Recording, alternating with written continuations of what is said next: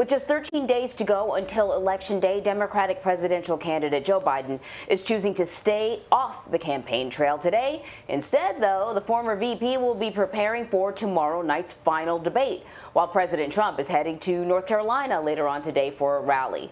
So I want to bring in CBS News 2020 campaign reporter Bo Erickson, who is following the Biden campaign. So Bo, Biden is getting ready for the big debate, but that doesn't mean he doesn't have some powerful surrogates out there on the campaign trail for him.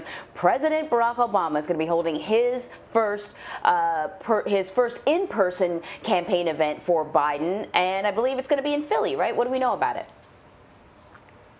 Hey, y'all, and talk about a replacement. This is probably one of the best people that Joe Biden could have on the trail speaking on his behalf. Of course, besides former President Barack Obama's wife, Michelle Obama, she's still considered one of the most popular surrogates out on the trail. But we're going to go with a former vice president, according to the Joe Biden campaign. CBS News has learned that the former president, is going to really encourage young voters, especially young black men, to get out and vote in Pennsylvania. And this is really key because when you look at the turnout from 2016, while Republicans maintained their same level of youth support in the vote, they are outvoted about 2-1 according to Democrats. The Democratic share actually dropped in 2016. So former President Barack Obama is really going to encourage young people to get out and vote, especially in Pennsylvania. You heard Paula talk about how critical Pennsylvania is for the Trump campaign. It is seen as similar as critical for the Joe Biden campaign as well. Recent FEC filings, Bo, show that the Biden campaign has nearly 3 times as much cash on hand as President Trump heading into October. That's $177 million compared to the Trump campaign's $63 million. So where is that spending headed? Yeah, so the money seems to just keep pouring in for the Democrats. It is just a crazy amount of money when you talk to the national finance chairman that the campaign have. They're really not having a problem bringing in money. Of course, the more the merrier is their motto there. But the way they're spending this is a lot, of course, on television ads. And this huge piggy bank that they have is actually allowing them to outspend the Trump campaign on TV advertisement by millions of dollars every week. This week, they are going to be outspending the Trump campaign by more than $7 million on TV ads. And last week, it was more like $10 million. And everyone out there who watches TV can know how much those ads are running right now, so they can really buckle themselves in and prepare to see more Joe Biden, especially if they live in a battleground state. So we mentioned that Joe Biden is not out campaigning because he's preparing for the second and last debate. I think we recall during the first debate, there was a lot of interrupting, more done by the president. But, you know, Joe Biden certainly let Donald Trump get under his skin. Who could forget "shut up, man," the things that meme dreams are made of. So how is he preparing for this debate? So what we are told is that he is preparing in a similar way to the last debate. It's less like a mock debate. I guess he doesn't like to do that. It is rehashing kind of what the president has said and kind of expecting where the president will go, either left or right on a certain topic.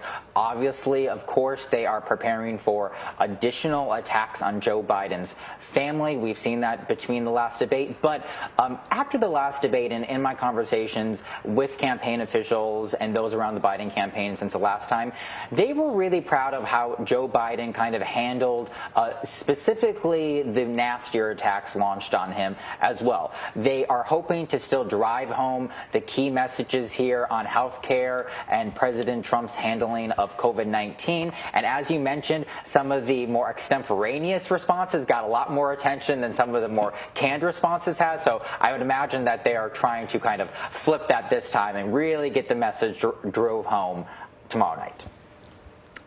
But what are you hearing about how Vice President Biden will be campaigning in the remaining 13 days of the election? What will his focus be? So last week, I spent the whole week traveling with Joe Biden. We went to many battleground states, and it's actually really interesting how he is campaigning. There are these drive-in rallies, and I have to say that there's allowed to be about 75 to 100 cars there, and it kind of is like an old drive-in movie. I never got to experience those, but that's what I imagine it's like. And there is a lot of energy, so they're continuing to do that. And they're going to continue to do that, and at least allows them to feed off some of the energy of Democratic voters. Paula mentioned how critical Pennsylvania is, and I think we are going to continue to see Joe Biden go back to Pennsylvania. The number of trips that Joe Biden has taken to Pennsylvania far outnumbers any other states that he's traveled to. He has gone to Pennsylvania since June at least 13 times. The second most state he's traveled to is Florida, which is 3 times. Now, of course, he lives closer to Pennsylvania, but you can kind of just see what the Biden campaign is seeing under the hood with their polling data, that they feel such a need to go to Pennsylvania almost all the time. Let me ask you about one of the issues that, for a very long time, consistently, President Trump, polled better than Joe Biden, and it had to do with the handling of the economy. Who was more trusted when it came to handling the economy?